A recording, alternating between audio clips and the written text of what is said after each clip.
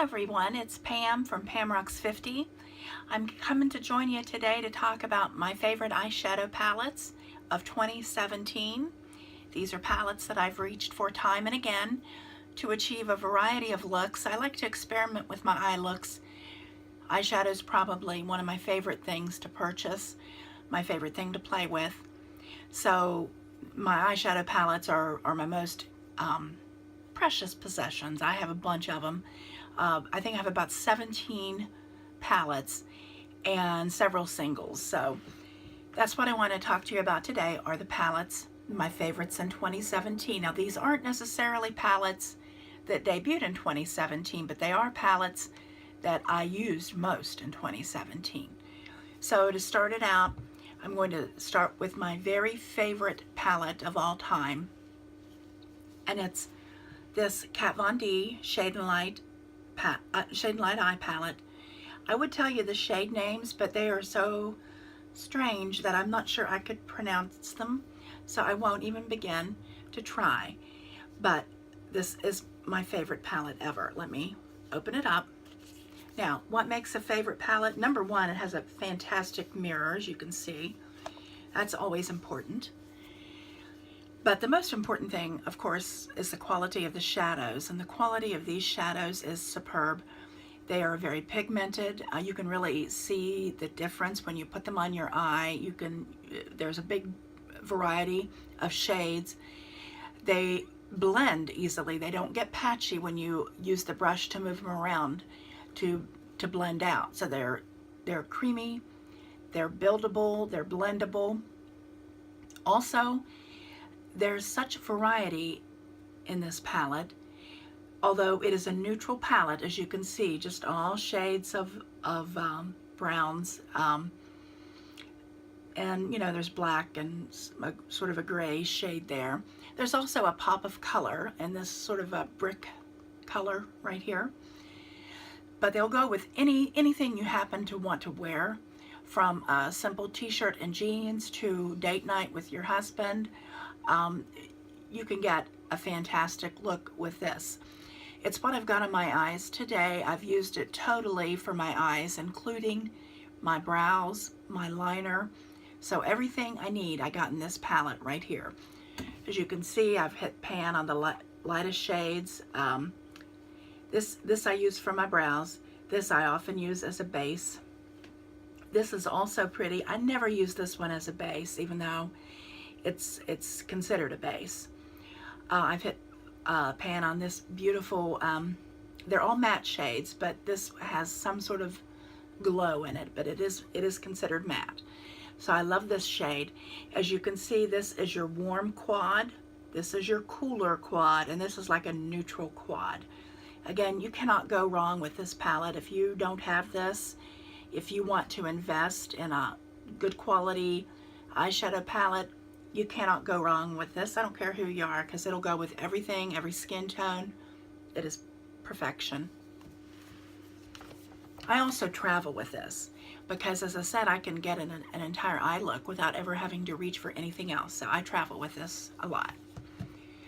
My next favorite is the Modern Renaissance palette, and it also did not come out this year. I think it was released in 2016, but I've used it a lot this year. Let me just open it up. You can see the outside is pink, and I don't know if that's velvet or if it's flocked or what you would call it, but it's filthy. I use my palettes a lot, so I love them. It also has a mirror, but it's not as nice as the Kat Von D mirror. Inside, my favorites are, some of them are gone. Tempera, there's just a little bit left in the corner. I always use the white or light shades first. Buon Fresco is so beautiful. I use it in my crease. This Love Letter, it's like a berry tone, I would say berry.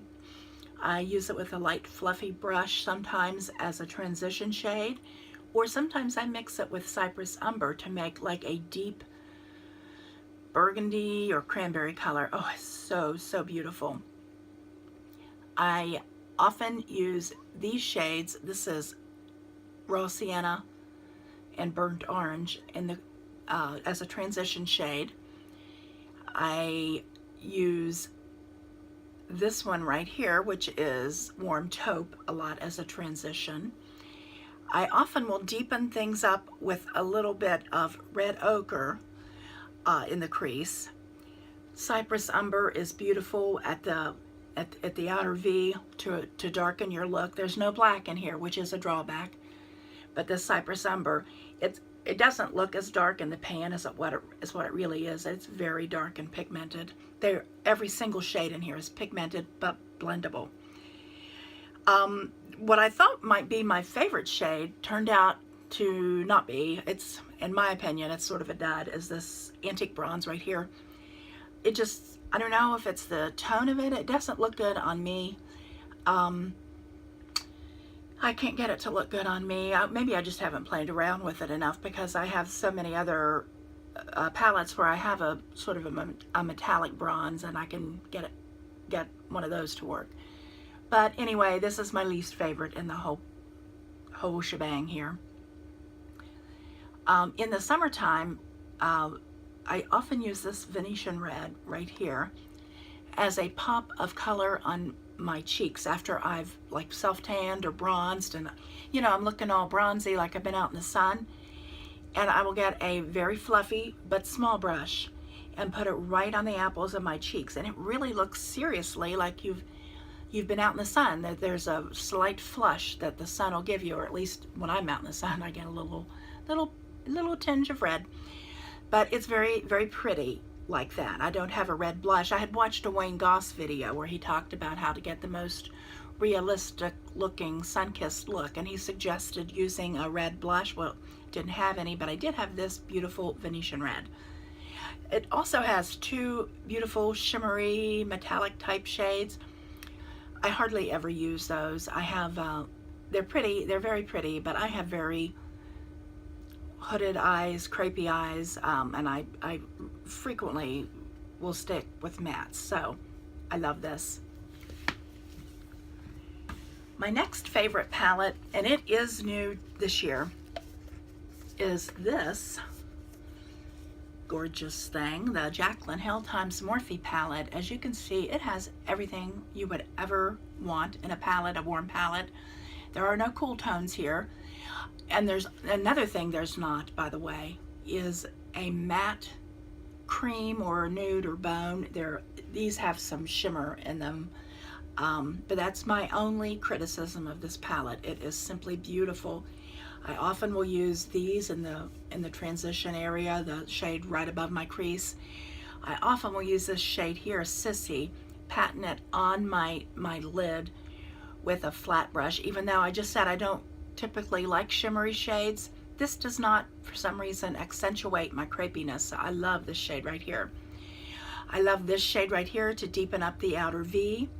It's like a cranberry shade. I've used this Heinz Ketchup shade. I can't remember what it's called. I have the shade names over here. Let's see. It's not. I can guarantee it's not called Heinz Ketchup. It's called Hunts. Okay. And then of course I use these often to deepen up my crease. I will often use these shades right here. There's black. There's this grape soda. It's a dark blackish purple. This dark brown, and even this like deep forest green as a liner. I've even used this shade right here. I think it's called Diva. Yep, it's called Diva. I've never used these two shades. I haven't, but my grandkids have. They like to play in this palette. I've even used these two shades, and they are so beautiful and vibrant, and if you have green eyes, this will really bring them out. Probably blue eyes too, I'm sure, with all the warm tones. Also the same for that Modern Renaissance palette. If you have green eyes, this is right up your alley, or blue. So anyway, if you have not purchased this palette yet, I highly recommend it. Every shade is just so blendable. It's packed with color.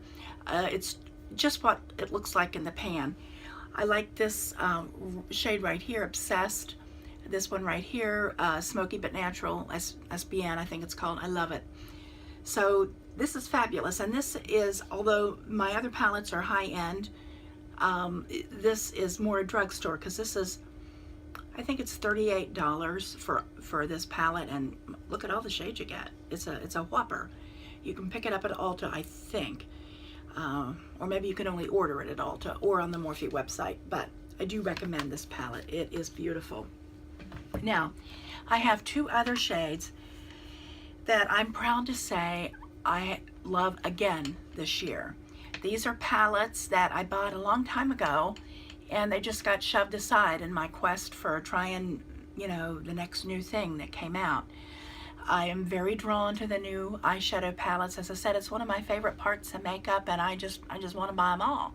My budget won't permit that though. So, but I do always want to go on to the next thing. So, I recently joined a group called Makeup Use It Up, in which every member is committed to trying to use up some of the products that they have. And so that's what I'm doing right now. And one of the palettes I have, this is one of my first high-end palettes ever. It is also Kat Von D. And it is, I think it's a Ladybird palette. Yep, the Kat Von D Ladybird palette is beautiful. Looks like a tattoo on the outside. Inside, it's these, it has a mirror, but it's these, what were sort of unique shades at the time. I'm empty on this pale ivory peachy color, almost empty on this peach color. This dark brown, part of the reason it's gone is I dropped it and it shattered.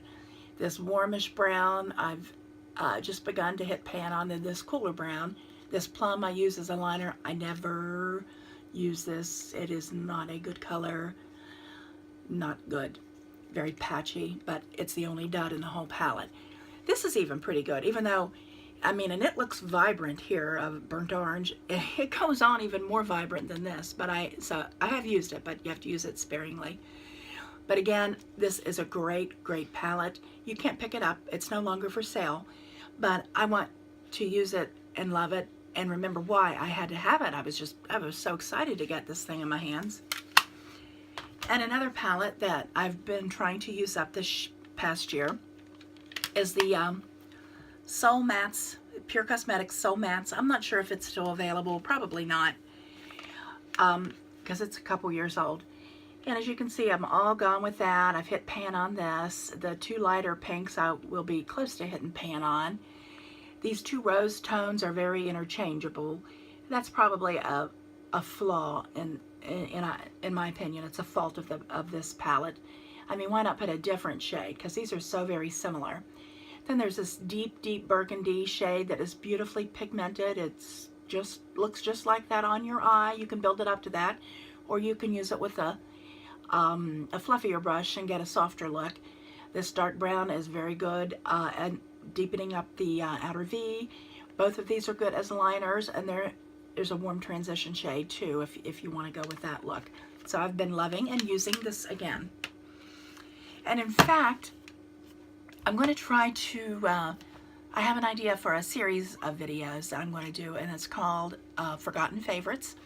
And my Forgotten Favorites, palettes that I was so anxious to get my hands on and then pushed aside and in favor of some newer palettes. So I do want to try to use up some of the makeup that I have because it's good stuff, and I wanted it for a reason, because they're beautiful shades. So I'm going to start doing that. I also wanted to mention this palette right here, the Modern Renaissance.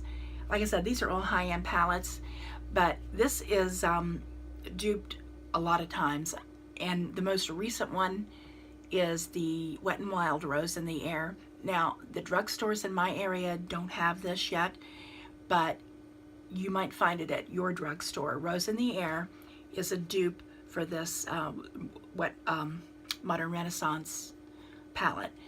And, you know, Wet n Wild makes great cosmetics, so this was probably, I can't recall exactly, it was probably $52. I'm pretty sure it was probably in that category. So it's pricey, and Wet n Wild, their palettes are usually less than $8, so big price difference. So look for that in your drugstore. All right, until next time, bye.